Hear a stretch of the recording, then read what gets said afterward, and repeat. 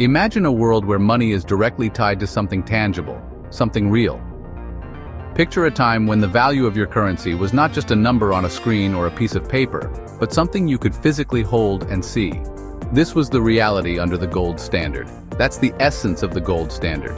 It was a monetary system where the value of a country's currency or paper money had a direct link to gold. Countries agreed to convert paper money into a fixed amount of gold. This system was used throughout much of the 19th and early 20th centuries. It's a system where a country's currency is backed by a fixed amount of gold. This means that the government could only issue as much money as its gold reserves could support. For every dollar, pound, or franc in circulation, there was a corresponding amount of gold held in reserve. This means that, in theory, you could always exchange your paper money for actual gold. If you had a $20 bill, you could go to the bank and exchange it for $20 worth of gold. This convertibility was a key feature of the gold standard, ensuring that paper money had real value. The gold standard aimed to provide economic stability. By tying the value of money to a fixed quantity of gold, it was believed that inflation could be controlled. The supply of money was limited by the amount of gold available, which prevented governments from printing excessive amounts of money and devaluing the currency. It aimed to prevent governments from printing too much money and causing inflation.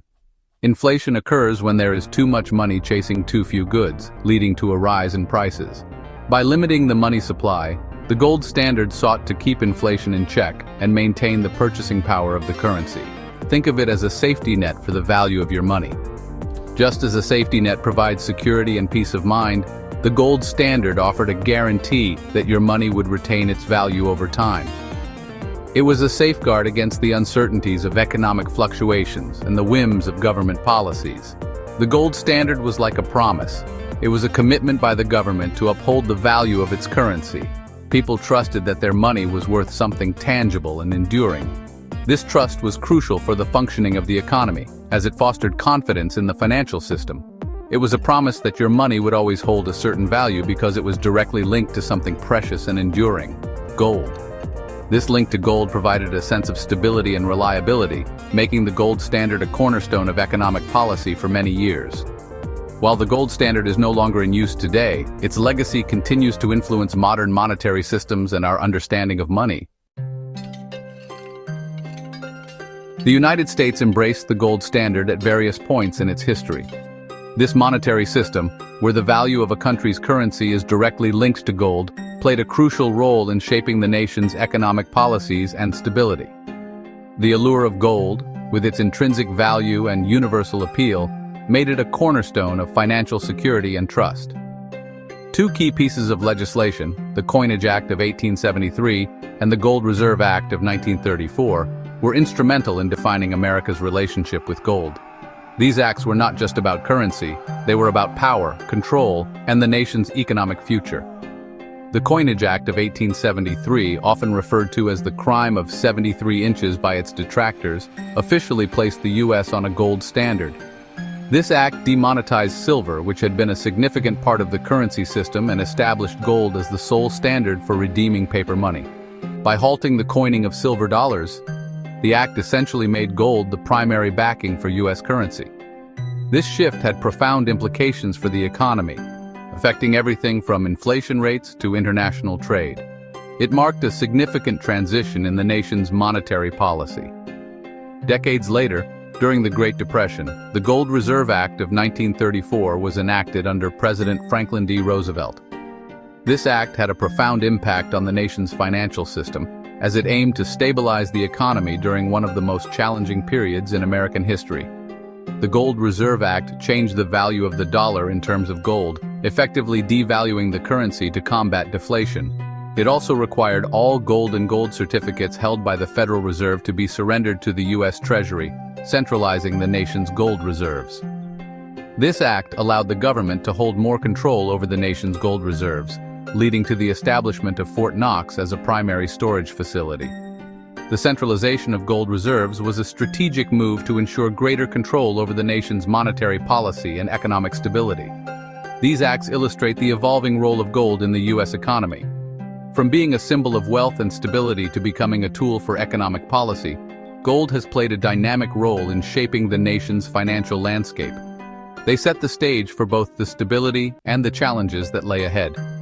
The legacy of the Coinage Act and the Gold Reserve Act continues to influence modern economic policies and the way we understand the value of money today.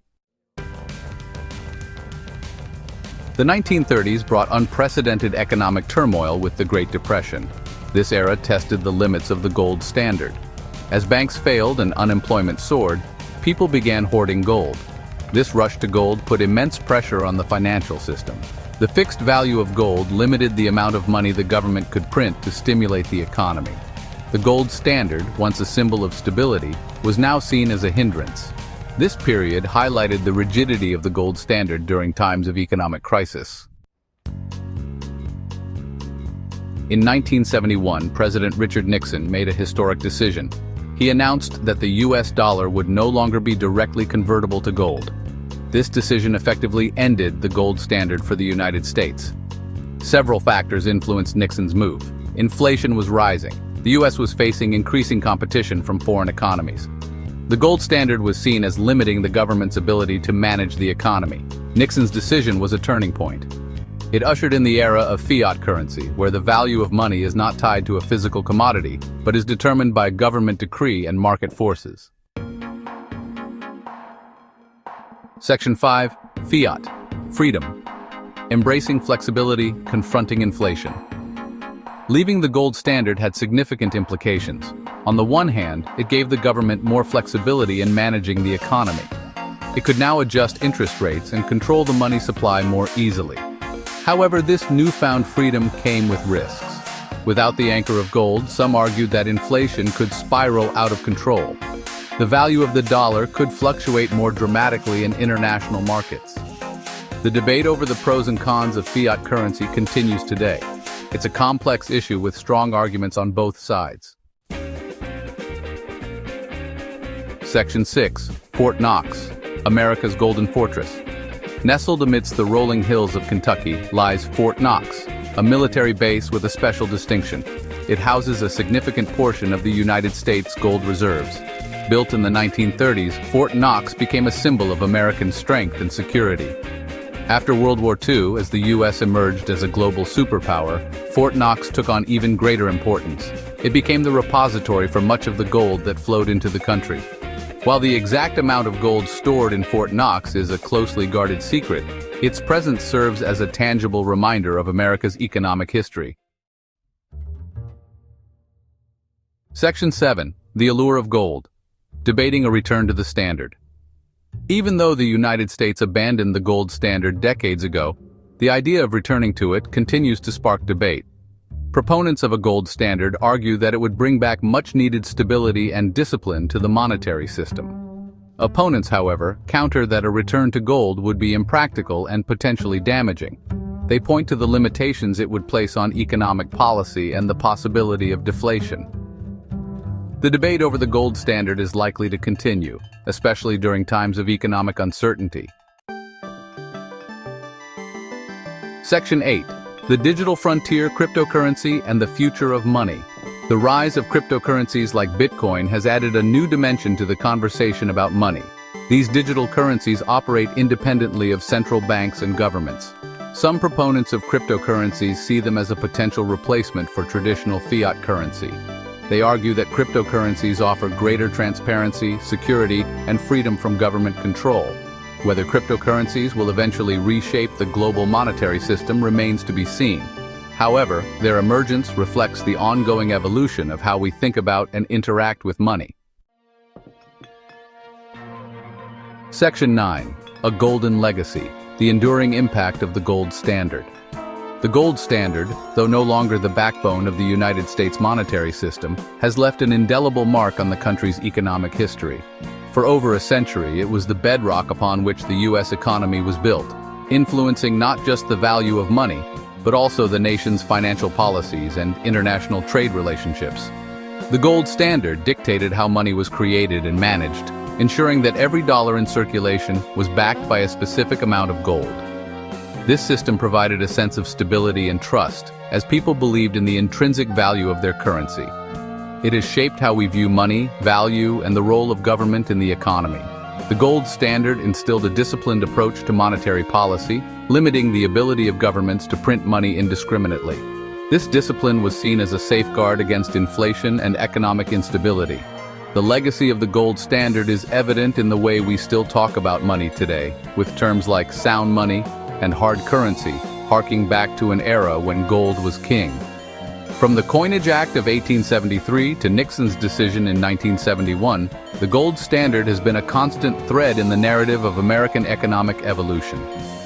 The Coinage Act of 1873, often referred to as the Crime of 73, marked a significant shift by ending the free coinage of silver and effectively placing the U.S. on a gold standard. This move was controversial and had far-reaching economic implications. Fast forward to 1971, when President Richard Nixon announced the suspension of the gold standard, a decision that transformed the global financial system. This moment, known as the Nixon Shock, marked the end of an era and the beginning of a new chapter in monetary policy. Its legacy continues to influence debates about monetary policy and the search for a stable and prosperous financial future. Economists and policymakers still grapple with the lessons of the gold standard era, debating the merits and drawbacks of a system that tied currency to a tangible asset. Some argue that a return to a gold standard could provide the stability and discipline needed in today's volatile financial markets, while others believe that such a move would be impractical and restrictive. The gold standard's influence is also seen in the ongoing discussions about the role of central banks and the best ways to manage inflation and economic growth. Understanding the gold standard is key to understanding the complexities of our modern financial system.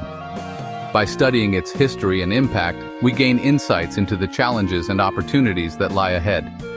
The gold standard may be a relic of the past, but its lessons are timeless, reminding us of the importance of stability, trust, and prudent financial management in building a prosperous future. As we navigate the complexities of the 21st century economy, the enduring impact of the gold standard serves as a valuable guide, helping us to make informed decisions and avoid the pitfalls of the past. Section 10. A Golden Question: Your thoughts on the future of money. As we stand at the intersection of traditional finance and the digital age, the question of what the future holds for money is more intriguing than ever. Will we return to a system backed by a tangible asset like gold? Will cryptocurrencies revolutionize the global economy? Or will we continue to rely on fiat currencies managed by governments? The answers to these questions are far from certain. What do you think the future holds for money? The future of money is a topic that will continue to fascinate and challenge us as we navigate the complexities of the global economy.